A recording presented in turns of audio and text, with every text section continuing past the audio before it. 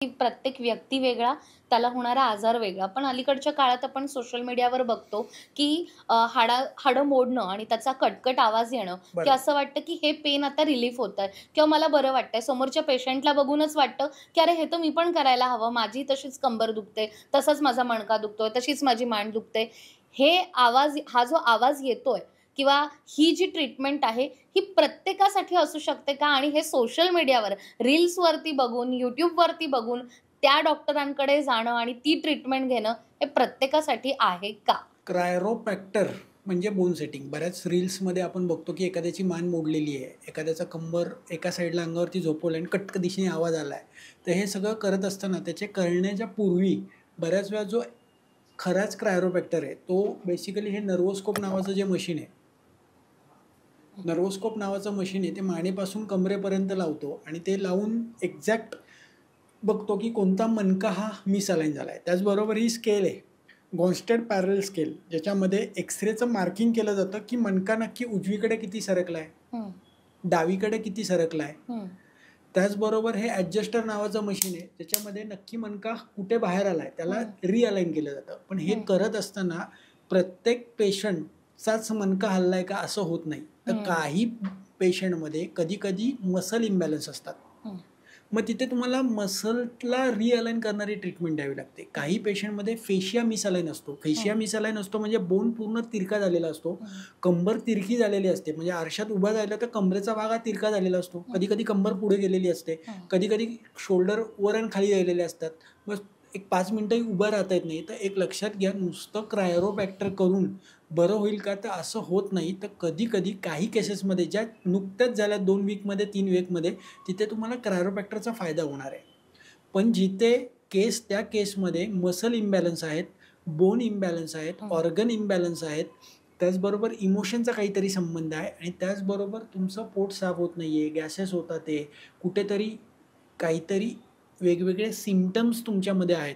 तर तिथे तुम्हाला एक मिश्र उपचार घ्यावे लागतात, की जिथे तुम्हाला क्रायोप्रॅक्टर पण लागणार आहे, व्हिसरल मॅनिप्युलेशन पण लागणार आहे, फेशियल मॅनिप्युलेशन पण लागणार आहे आणि तिथे योगा पण लागणार आहे. हं, एक लक्षात घ्या, नुसतं क्रायो करून तिथले बोन आज सेट केले, हं. पण उद्या परत ते हलणार आहेत बिकॉज ऑफ मसलमध्ये ताकदच नाहीये त्याला पकडायची. अगदी.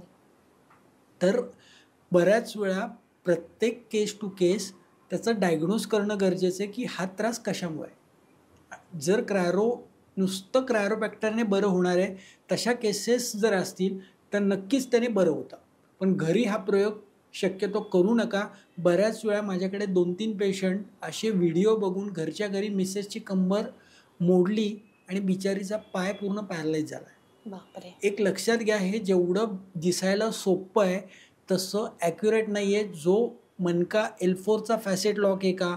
का ते उजव्या साईडला वर गेलंय, ते पुढे गेलंय, हा सगळा विचार तिथे आहे. एक लक्षात घ्या, नुसतं मोडलेलं तो दाखवतो, पण तो दाखवताना त्याच्यापूर्वी त्यांनी असेसमेंट करून ते चेक केलेलं असतं, की उजवी साईड किती वरती आहे. एक्स-रेमध्ये बघितलेलं असतं, की डावी साईड किती खाली गेलेली आहे.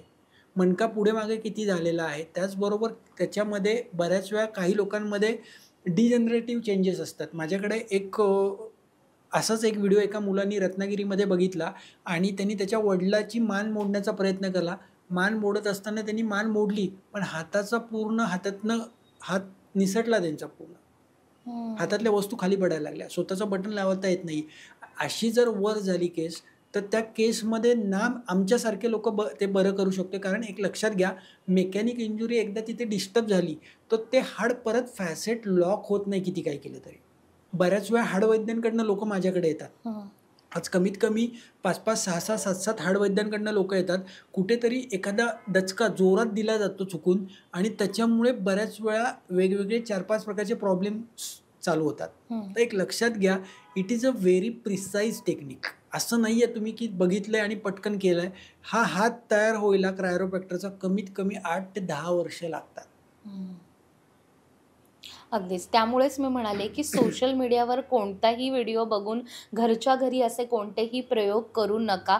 त्यासाठी तज्ञ डॉक्टरांचीच आपल्याला आवश्यकता आहे आणि म्हणूनच भंडारी स्पाईन क्लिनिकमध्ये अचूक निदान आणि योग्य उपचार पद्धतीने रुग्णांवर विना शस्त्रक्रिया उपचार होतात. कारण डॉक्टरांची इतक्या वर्षांची ती प्रॅक्टिस आहे. त्यामुळे असे कोणतेही प्रयोग रील्स किंवा YouTubeवरचे व्हिडिओ बघून करू नका. हे खास डॉक्टरांना आपल्या या पॉडकास्टच्या माध्यमातून तुम्हाला सांगायचं आहे. तर डॉक्टर, एकंदरीतच तुम्ही सांगितलं, की शरीरामध्ये बदल होत आहेत, कंबर दुखते, झोपण्याची आपली पद्धत असेल किंवा कामाची आपली पद्धत असेल, हे सगळे त्रास होत असताना त्याकडे तर दुर्लक्ष करून चालणार नाहीये. बरोबर. आणि खास आज आपण महिलांसाठी प्रेग्नन्सीमध्ये होणारे जे त्रास आहेत त्यावरही बोललोय. एकंदरीतच ज्या महिलांना कन्सीव्ह करायचंय किंवा ज्यांनी ऑलरेडी कन्सीव्ह केलेलं आहे आणि त्यांना ह्यापैकी कोणताही त्रास होत असेल, तर त्यांनी काळजी नेमकी काय घ्यावी किंवा असे 5 मुद्दे की हे तुम्ही फॉलो कराच, ते कोणते?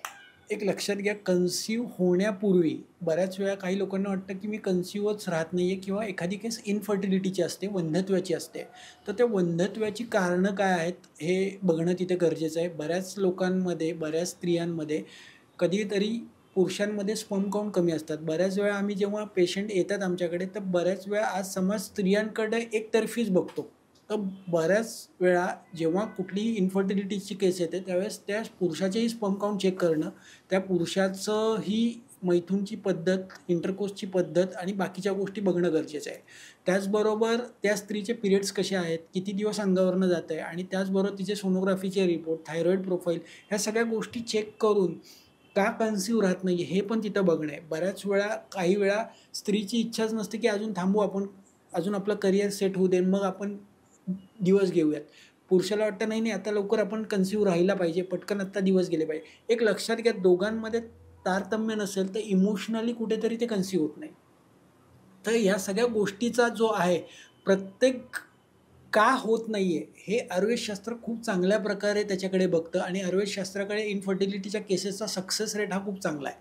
त्याचबरोबर ज्यांना कन्सीव्ह झालेलं आहे त्या काळामध्ये तुम्ही जी काळजी घेणार आहात त्यामध्ये तुमचं सकाळी उठल्यापासून झोपेपर्यंत तुमचं रोज चालणं कंपल्सरी, आहार योग्य वेळेत घेणं, तुम्हाला तुमची भूक समजून तुम्ही जेवण करणं आणि त्याचबरोबर षडरसात्मक आहार, मन स्वच्छ, आनंदी, एकदम चैतन्यमय राहणं, हे जर झालं, एक लक्षात घ्या, you are the pure soul, I am the pure soul, हा प्रत्येक वेळा ती भावना पाहिजे की माझ्या स्वतःमध्ये परमात्मा आहे आणि समोरच्यामध्ये पण परमात्मा आहे.